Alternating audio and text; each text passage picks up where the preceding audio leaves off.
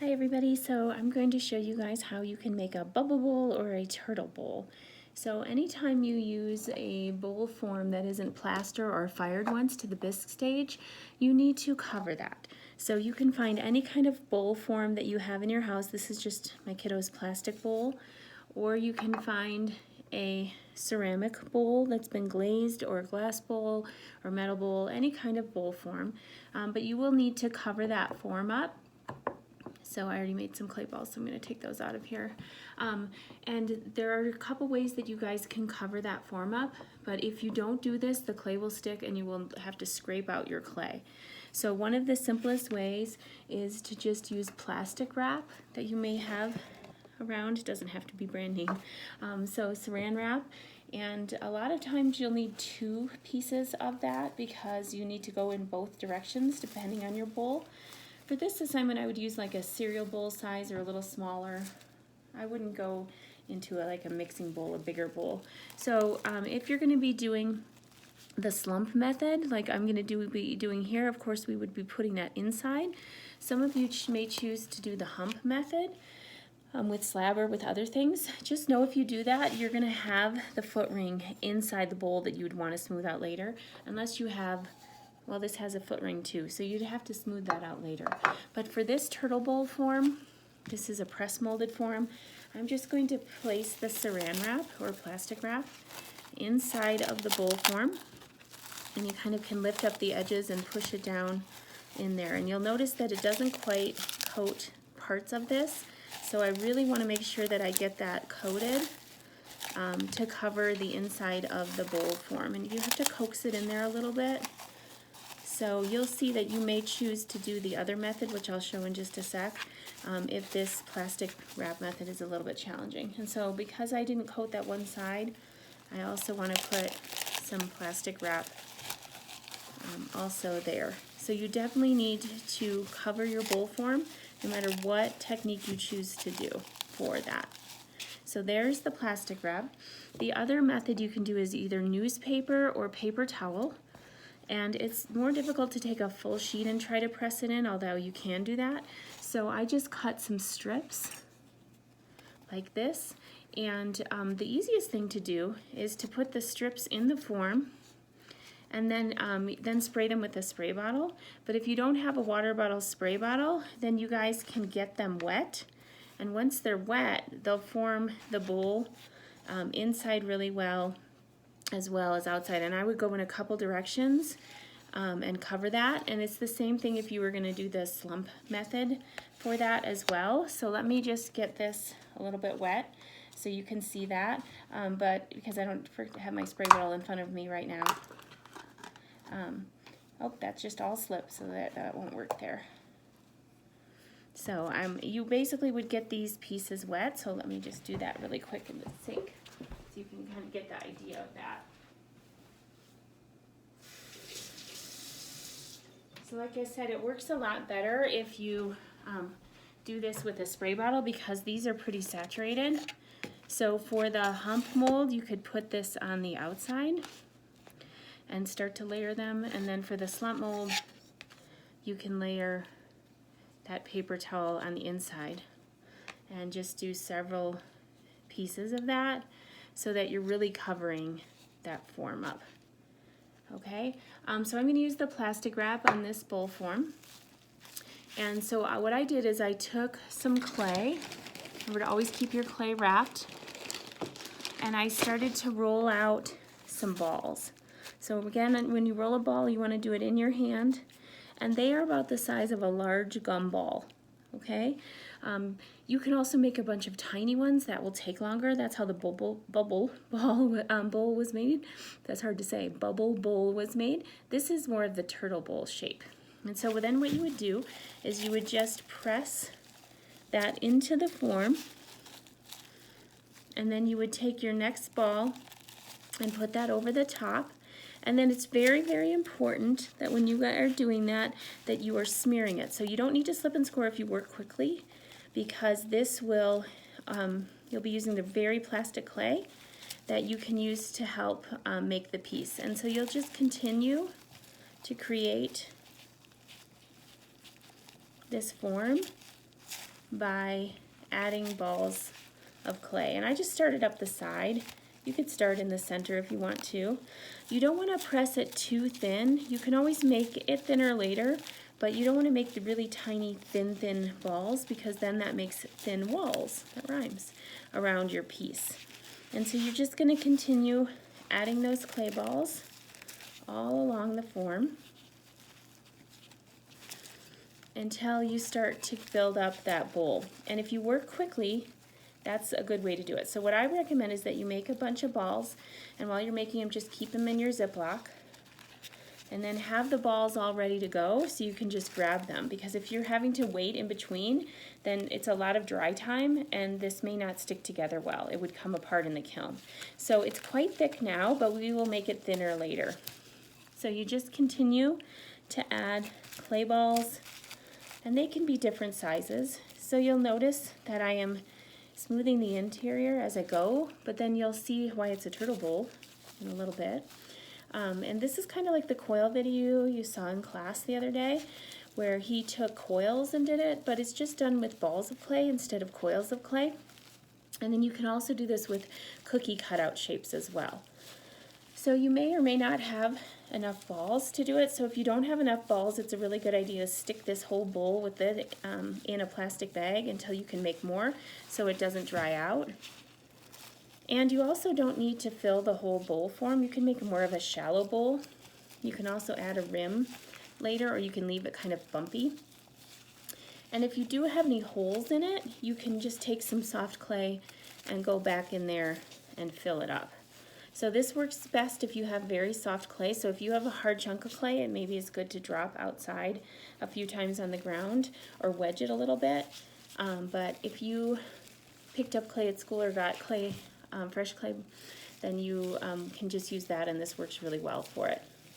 So I'm just taking and really smoothing, because if you don't smooth in these areas around here, you will get cracks in the piece. All right, I have one more, so I'm going to add it here. And I could go all the way up the edge. What you don't want to do is go over the edge of the form, because if you go over it, then it may be hard to take out of the bowl eventually. Now the really cool thing about the turtle bowl is that you don't have to, oh, I have one more ball here, I'm going to use that. You don't have to leave it in the form to get leather hard like you do with slab. If you took a slab piece out that you'd used as a slump mold, it would flop. But because these are kind of firm balls of clay, you don't necessarily have to do that. Now your best tool is your thumb for smoothing, but you could also use the back of a spoon if that helps you. But your thumb can put more pressure, and you can kind of feel how thick it is. So what I like to do is just kind of really press on it and rotate and really get that smooth, because it's a lot easier to smooth it in the form. So this just takes a couple minutes. So if you finish this bowl early, you may choose to add a foot to it for stability and interest, but then you can look at one of the other videos and see how to make more than one bowl, because this is a very simple, quick method, and this is your semester final, so you really want to either add decoration to it or really make another bowl and then pick your favorite one to turn in for the final. So now that I've made that, I would spend a lot more time smoothing. Now you do have a credit card probably at home from the last assignment.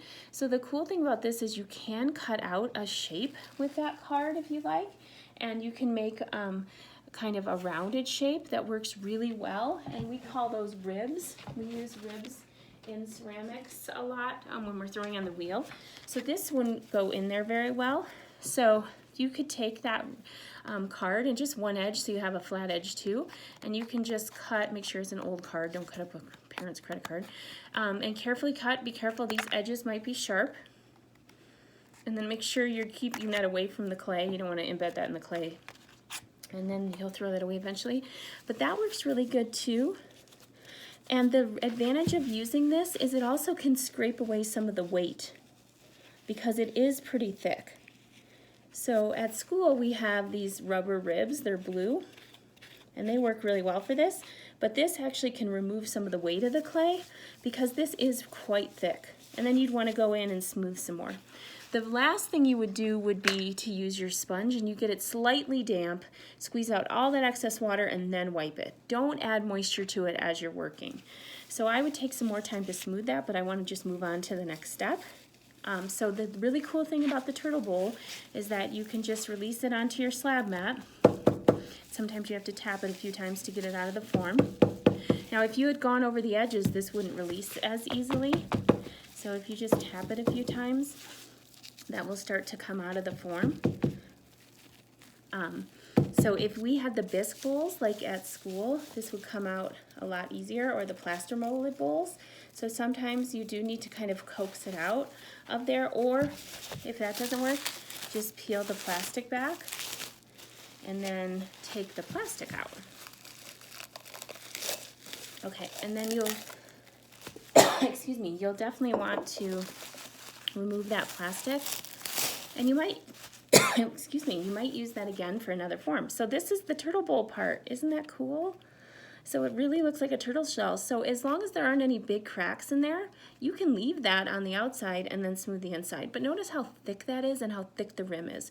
Your rim should be about a pinky thick. So if you go really thin, it could chip and crack, and you don't want that, especially if you're going to eat or drink out of it.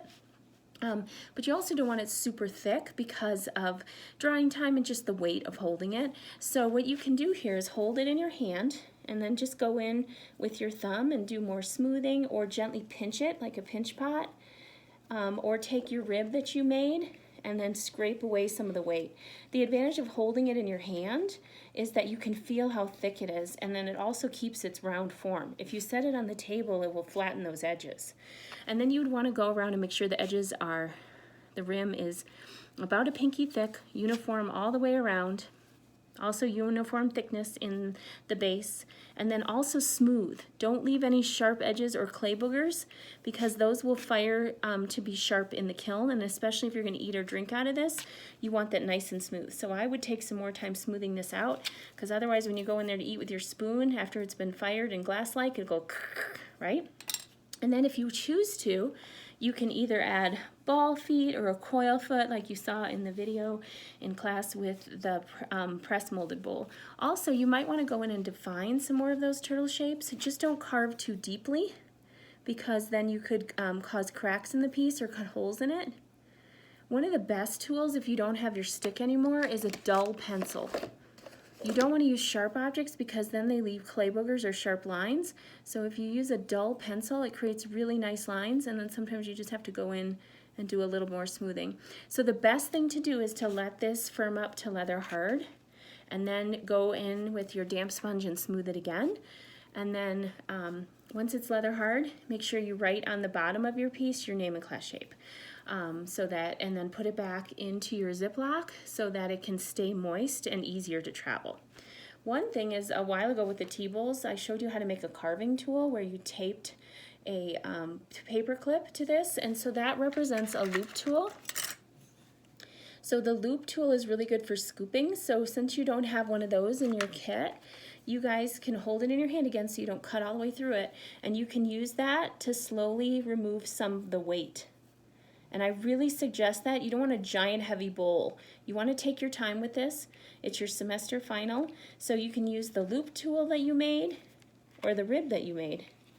I think the rib's a little bit faster and easier because you can get a bigger amount of clay, and you can just either scrape that on your slab mat and then toss it, don't put it down the drain, or you can put it in your container of slip. So I think the rib is a really good way to remove some weight and to help you smooth it, but you can also use that loop tool that you created. And if you haven't created one, it's really easy. You just use some strong tape, like strapping tape or duct tape, and tape that to the piece. And then really smooth it. Take a really good picture of it. If we can't see the inside, you take 2 pictures, but like a side view so we can see the inside and the outside of it. Maybe add a foot, and really make a bowl that you can be proud of for your semester final. So that is one bowl technique that you guys can try.